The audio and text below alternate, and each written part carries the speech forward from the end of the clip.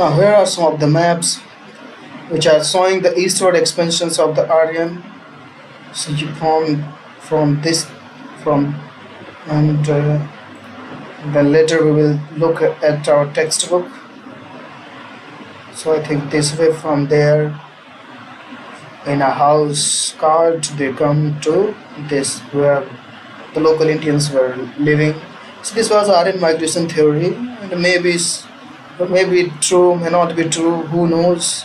Invasion theory that they invaded India. So yeah, these are some theories. So let's have a look of our book. The Aryan speakers expanded from the Punjab to western UP in the Ganga Yamuna Doab in the later Vedic period.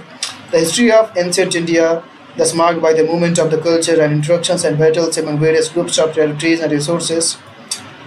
So it has been suggested that while the Aryan migrated to the region of eastern part of the Ganga Valley and Indo-Iranian migrated from the region of Iran to the region of Punjab.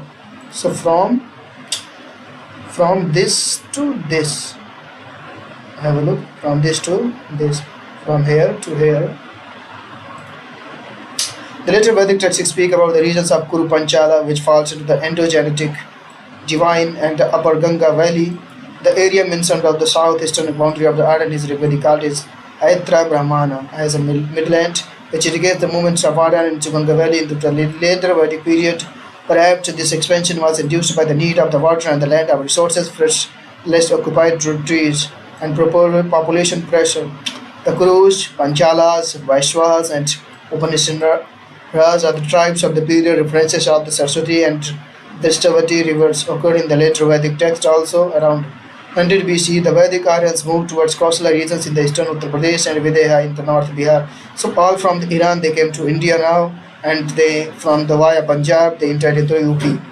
Where the Vedic people encountered the local people following Chalcolithic material culture in the upper Ganga Valley. The Vedas required Munda words indicating the Munda speaking people lived in the Ganga Valley.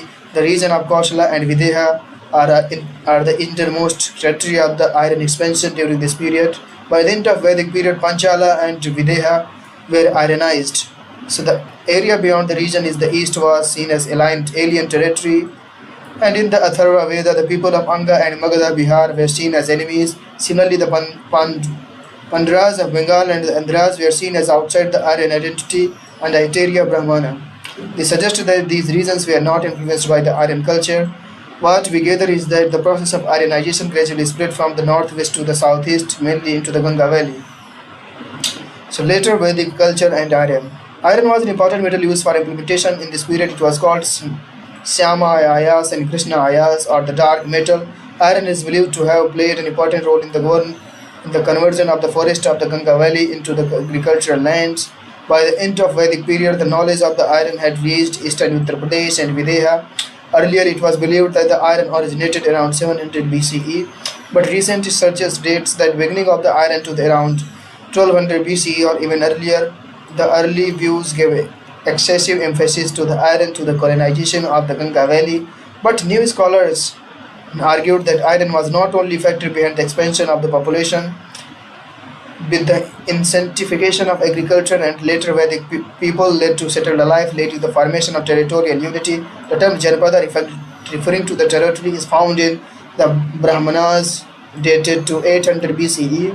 There are more than 1,000 cities painted grey where culture in this area suggested that new settlements came up into the upper Ganga Valley was densely populated. People lived either in the mud brick houses or houses with the wattle or the top wall. The foundation of the towns must have emerged during the later Vedic period, but this was a period of intense interactions.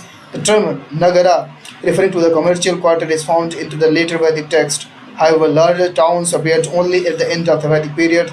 The sites of Hastinapur and Kausambi are considered urban-like settlements. The material culture is the period shown more diversity and is improvement over the early Vedic period. It can be summarized that there are only surplus production to support various classes and chiefs, princes, and priests. So Kuru dynasty, Iron Age of India, Kuru dynasty. This is a map where Bharsa, Kunti, Yamuna, these are some of the rivers and some more important places. So, in the later Vedic period, political organizations, so talking about the early Vedic age, tribal policies were dominant. Tribal polities were dominant. The king was elected by assemblies. So, the electoral democracy was before the Vedic period. The later Vedic period, assemblies become less important and the power of the king increased. The influence of assembly called Vidhata disappeared while Samiti and Sabha continued in the period. The development of large kingdom reduced to the power of the assemblies. The Raja was the leader who had the army in the battle. The concept of Samrat Samrajya developed and they suggest the increase in the power of ambition of the king. The legitimization of kingship became important with the performance of various sacrifices such as Vajpaya and Rajashya. The king developed more control over the territory over and resources.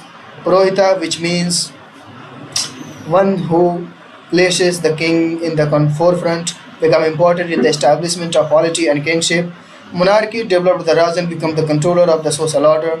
Srauta sacrifices to achieve some benefits were carried out to control the resources. The king presented cows, horses, chariots, clothes, and female slaves to the priest. The Aitareya Brahmana says that king has to provide 1,000 pieces of gold and cattle to the Brahmana who anoints him. Thus, the priest become important in the formation of polity and royalty. The terms such as Rashtra to denote territory or Rajya meaning sovereign power appeared. The king received voluntary or compulsory district contribution called Bali from the people. Such voluntary contribution become tributes, and the Mahabharata offers clues of historical developments and it is suggestive the power struggle of the control the territory. The Ramayana too is suggestive of the Aryan expansion of the encounters with native people in the forest. The territorial formations and the development of the lineage become stronger during the later Vedic period. Rumila Thapar characterized the developments in the first millennium BCE as the movement from lineage to state. The development of state-level political organization emerged only after 500 BCE, and the later Vedic society was therefore in transitions. Several lineages become more territorial and settled in the later Vedic age. This is evident from the term Janapada, as we saw earlier. The mid-first millennium BCE had political organizations such as Rajya and Gansanghas. Gansanghas were oblasteries, and these institutions developed into the later Vedic period. So, lineage is a group of people descended from the common ancestors. As we saw earlier, the clans of Bharatas and Purush combined to form the Kurus, and along with the Panchalas, they occupied the central part of the Ganga Yamuna Doab. Panchala territory was in northwestern Uttar Pradesh, and Kurus Panchala were one of the most ethnic groups, and Hastinapur became their capital. The war between the Kauravas and Pandavas was the theme of the Mahabharata, and both of them they belonged to the clan of Kurukshetra. So they defeated the local people. Traditions say that Hastinapur was flooded with the Kurus. Clans moved to East Kausambi and near Allahabad.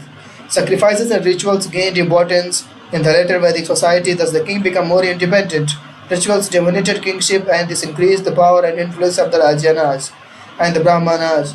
While distancing the king from the wish, the Ashwamedh Yajna involved later a horse slew from the areas where it moved freely.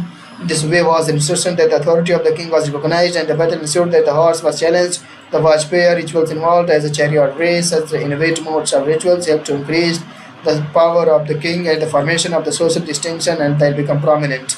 Now, talking about social organizations, the social transformation in the later Vedic period is much more clearly reflected in the reference of the Vedic text, and the social divisions in the Varna become more established. Teaching was seen as the occupation of the Brahmanas, and the wives of Brahmanas and cows were given important status. Rajanyas refers to the Kshatriyas, and they were given the warriors, and rulers were received Bali as tax. Striking changes took place in the Varna system. There was an increase in the privilege of the true higher classes, the Brahmanas and the Kshatriyas, and the caste of Vaishyas and Sudras. And the Panchivamsa Brahma, the Kshatriya is placed first higher than the Brahmas, but in Satstabda Brahma, the Brahmana is placed higher than the Kshatriyas. In later Vedic society, the importance of the Purohita priest is stressed, as mentioned in the Vedic text, and the Kshatriyas challenged Brahmanical supremacy, and their exclusive privilege of entering the ashramas are regulated four stages of life: Brahmacharya, Grihastha, Vanasprita, and Sannyasa. The outcome of this was the birth of Jainism, Buddhism, and Ajivikam. The system of four Varnas had taken deep roots to become rigid in the course of time. The popularity of the rituals helped the Brahmanas to attain power. Brahmanas became important, and the king supported them. Although they had conflict with Rajanas, and the warrior nobles, the concept of Dvija, that is twice war, Dvija, developed, and the Upanyan sacred thread was limited to the upper section of the society. The ceremony marked the initiation for education. The fourth Varna was denied at the privilege and the Gayatri Mantra could not be recited by the Sudras. So women were also denied Upanyam and Gayatri Mantra. The king asserted this authority over the three Varnas. The Aiteria Brahmana refers to the Brahmana as a seeker of support and could be removed by the king from these positions. Certain crafts groups managed to attain higher status. For example, the Rakha carries the chariot, Megar and the right to wear the sacred threads. Vaishya referred to the common people and they were involved in the agriculture, cattle breeding and artisans. Later they become traders, Vaisvas paid taxes to the king. Some special groups were placed in the ranking before or below the Sudras. However, cross-Varna marriages did happen. The idea of Gotra emerged in the later Vedic period. Gotra literally means the cowpen and it referred to the group of the people from a common ancestor. Persons of the same Gotra were considered as brothers and sisters and could not therefore intermarry. Several unilateral descended groups existed with common ancestors. Several related flames formed the tribes. Now family. The family household became more structured, which means it became more organized. The family was an important social unit. The family was patriarchal with patrilineal descent. Relations within the family were hierarchical. Polygamy, taking many wives, were prevalent. Several household rituals were also so developed for the welfare of the family. And the married man with his wives was the Yajmana. The concept of ashram referring to the various stages of life was not well established in that time, while brahmacharya, grihastha and vanaspata are mentioned, sannyasa had not developed. Now women, the status of the woman declined in the society, became more structured and patriarchal, family became more important.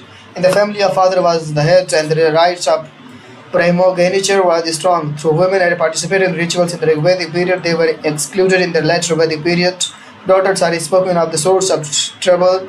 Their work was to look after the cattle, milking animals and fetching water.